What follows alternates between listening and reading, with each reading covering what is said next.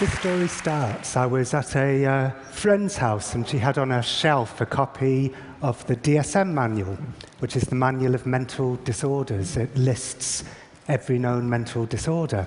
And it used to be, back in the 50s, a very slim pamphlet, and then it got bigger and bigger and bigger, and now it's 886 pages long, and it lists currently 374 mental disorders. So I was leafing through it, wondering if I had any mental disorders, and it turns out I've got 12. I've got generalized anxiety disorder, which is a given. I've got nightmare disorder, which is categorized if you have recurrent dreams of being pursued or declared a failure. And all my dreams involve people chasing me down the street going, "You're a failure." I've got parent-child relational problems, which I blame my parents for. I'm kidding. I'm not kidding. I'm kidding. And I've got malingering. And I think it's actually quite rare to have both malingering and generalized anxiety disorder, because malingering tends to make me feel very anxious. Anyway, I was looking through this book wondering if I was much crazier than I thought I was, or maybe it's not a good idea to diagnose yourself with a mental disorder if you're not a trained professional. Or maybe the psychiatry profession has a kind of strange desire to label what's essentially normal human behavior as a mental disorder. I didn't know which of these things was true, but I thought it was kind of interesting, and I thought maybe I should meet a critic of psychiatry to get their view, which is how I ended up having lunch with the Scientologists. It was a man called Brian who runs a crack team of Scientologists who are determined to destroy psychiatry wherever it lies. They're called the CCHR. And I said to him, can you prove to me that psychiatry is a pseudoscience that can't be trusted? And he said, yes, we can prove it to you. And I said, how? And he said, we can introduce you to Tony. And I said, who's Tony? And he said, Tony's in Broadmoor. Now, Broadmoor is Broadmoor Hospital. It used to be known as the Broadmoor Asylum for the Criminally Insane. It's where they send the serial killers and the people who can't help themselves. And I said to Brian, well, what did Tony do? And he said, hardly anything. He beat someone up or something, and he decided to fake madness to get out of a prison sentence. But he faked it too well, and now he's stuck in Broadmoor, and nobody will believe he's sane. Do you want us to try and get you into Broadmoor to meet Tony? So I said, yes, please. So I got the train to Broadmoor. I began to yawn uncontrollably around Kempton Park, which apparently is what dogs also do when anxious. They yawn uncontrollably. And we got to Broadmoor, and I got taken through gate after gate after gate after gate into the wellness centre, which is where you get to meet the patients. It looks like a giant Hampton Inn. It's all peach and pine and calming colours, and the only bold colours are the reds of the panic buttons. And the patients started drifting in, and they were quite overweight and wearing sweatpants and quite docile looking, and Brian, the Scientologist, whispered to me, "They're medicated," which to the Scientologist is like the worst evil in the world, but I'm thinking it's probably a good idea.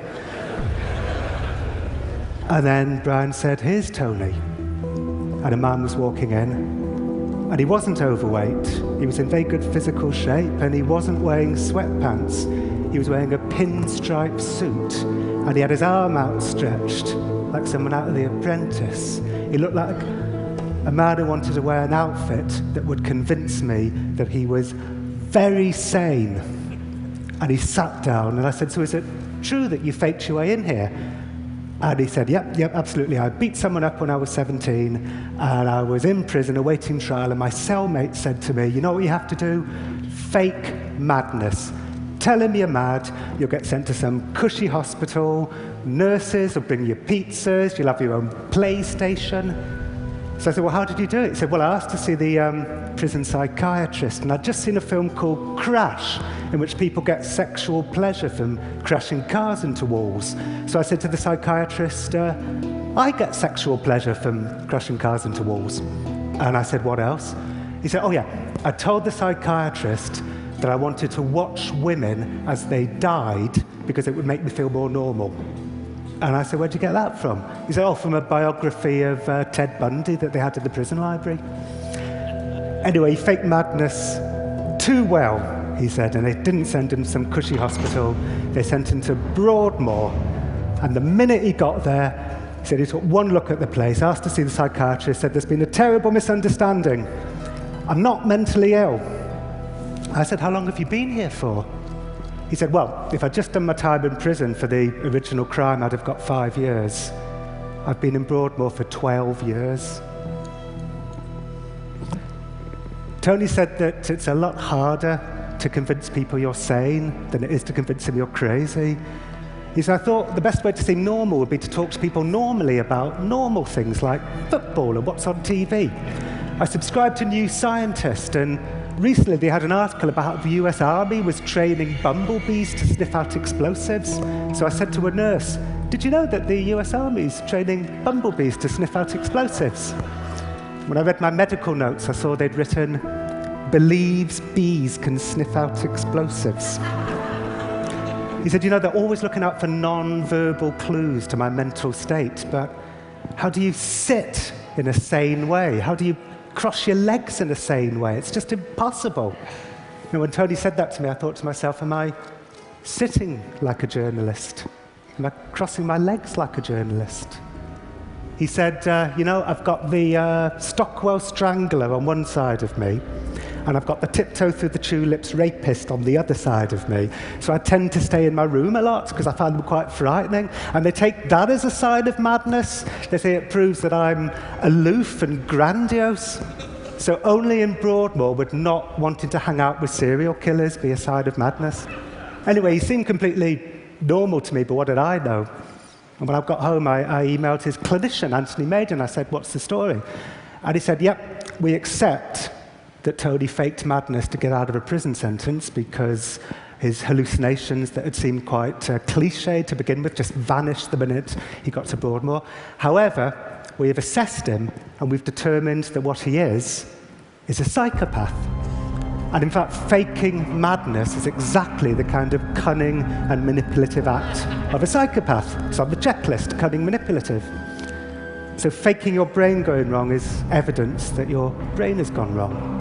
And I spoke to other experts, and they said the pinstripe suit, classic psychopath, speaks to items 1 and 2 on the checklist, glibness, superficial charm, a grandiose sense of self-worth.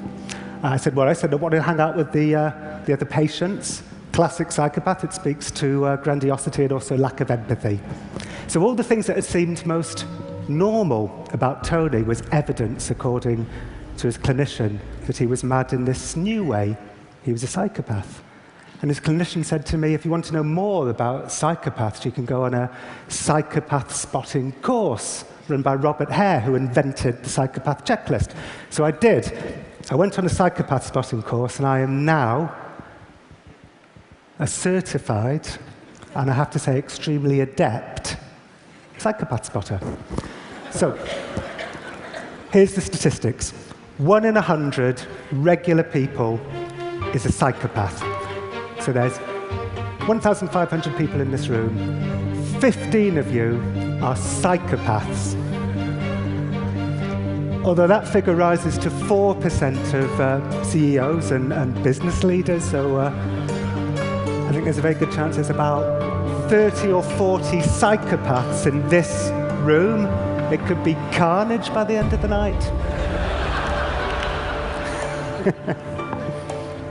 Hare said the reason why is because capitalism at its most ruthless rewards psychopathic behavior, the lack of empathy, the glibness, cunning, manipulative. In fact, capitalism, perhaps at its most remorseless, is a physical manifestation of psychopathy. It's like a form of psychopathy that's come down to affect us all. And Hare said to me, you know what, forget about some guy at Broadmoor who may or may not have faked madness. Who cares? That's not a big story. The big story, he said, is corporate psychopathy. You want to go and interview yourself some corporate psychopaths? So I gave it a try. I wrote to the Enron people. I said, can I come and interview you in prison to find out if you're psychopaths? They didn't reply. So I changed tack. I emailed Chainsaw Al Dunlap, the asset stripper from the 1990s. He would come into failing businesses and close down 30% of the workforce, just turn American towns into ghost towns. And I emailed him and I said, I believe you may have a very special brain anomaly that makes you special, interested in the predatory spirit and fearless. Can I come and interview you about your special brain anomaly? And he said, come on over. So I went to Al Dunlap's grand Florida mansion that was filled with sculptures of predatory animals. There were lions and tigers. He was taking me through the garden. There were falcons and eagles. He was saying to me over there, you've got sharks and more. He was saying this in a less effeminate way. You've got more sharks and you've got tigers. It was like Narnia. And then we went into his kitchen.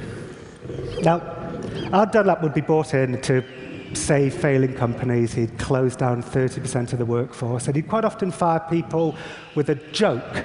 Like, for instance, one famous story about him, somebody came up to him and said, I've just bought myself a new car. And he said, well, you may have a new car, but I'll tell you what you don't have, a job. So in his kitchen, he was standing there with his wife, Judy, and his bodyguard, Sean. And I said, you know how I said in my email that you might have a special brain anomaly that makes you special? And he said, yeah, it's an amazing theory. It's like Star Trek. You're going where no man has gone before. And I said, well, some psychologists might say that this makes you... And he said, what? And I said, a psychopath. And I said, I've got a list of psychopathic traits in my pocket. Can I go through them with you? And he looked intrigued despite himself, and he said, OK, go on. And I said, OK, grandiose sense of self-worth, which I have to say would have been hard for him to deny because he was standing underneath a giant oil painting of himself. He said, well, you've got to believe in you. And I said, manipulative. He said, that's leadership. And I said, shallow affect, an inability to experience a range of emotions. He said, who wants to be weighed down by some nonsense emotions? So he was going down the psychopath checklist, basically turning it into who moved my cheese. But I did notice something happening to me the day I was with Al Dunlap. Whenever he said anything to me that was kind of normal, like he said no to juvenile delinquency, he said he got accepted into West Point, and you know, they don't let delinquents in West Point. He said no to many short-term marital relationships. He's only ever been married twice. Admittedly, his first wife cited in her divorce papers that he once threatened her with a knife and said he always wondered what human flesh tasted like. But people say stupid things to each other in bad marriages in the heat of an argument. And his second marriage has lasted 41 years. So whenever he said anything to me that just seemed kind of non-psychopathic, I thought to myself, well, I'm not going to put that in my book.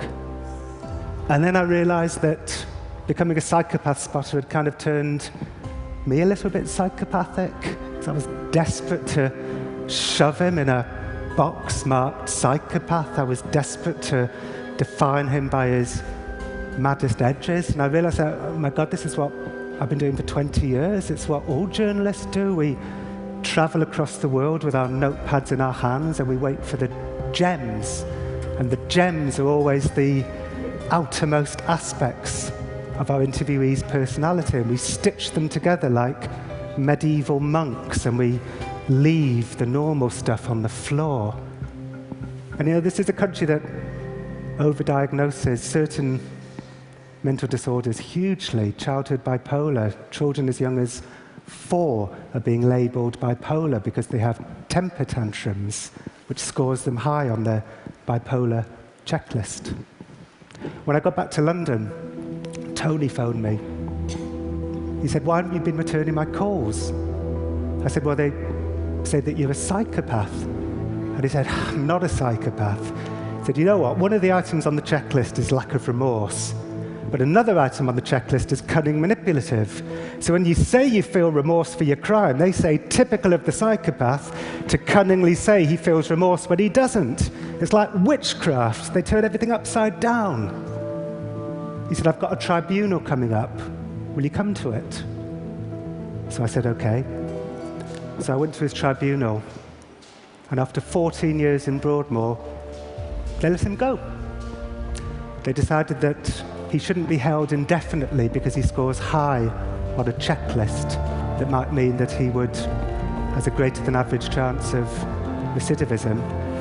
So they let him go. And outside in the corridor, he said to me, you know what, John? Everyone's a bit psychopathic.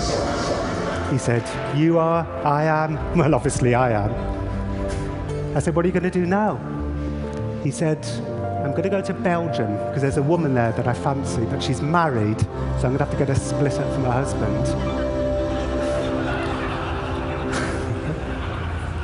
Anyway, that was 2 years ago, and that's where my book ended. And for the last 20 months, everything was fine. Nothing bad happened. He was living with a girl outside London.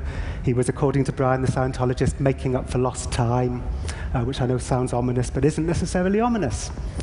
Unfortunately, after 20 months, he did go back to jail for a month. He got into a fracas in a bar, he called it. Ended up going to jail for a month, which I know is bad, but at least a month implies that it's whatever the fracas was, wasn't too bad. And then he phoned me. And you know what? I think it's right that Tony is out, because you shouldn't define people by their maddest edges. And what Tony is he's a semi-psychopath.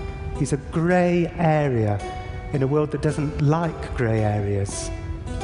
But the grey areas are where you find the complexity, and it's where you find the humanity, and it's where you find the truth.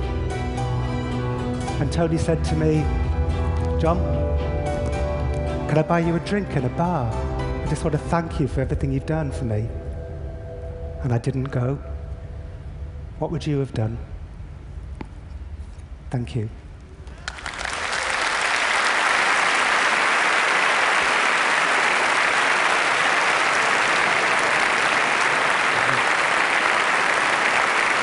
Thank you.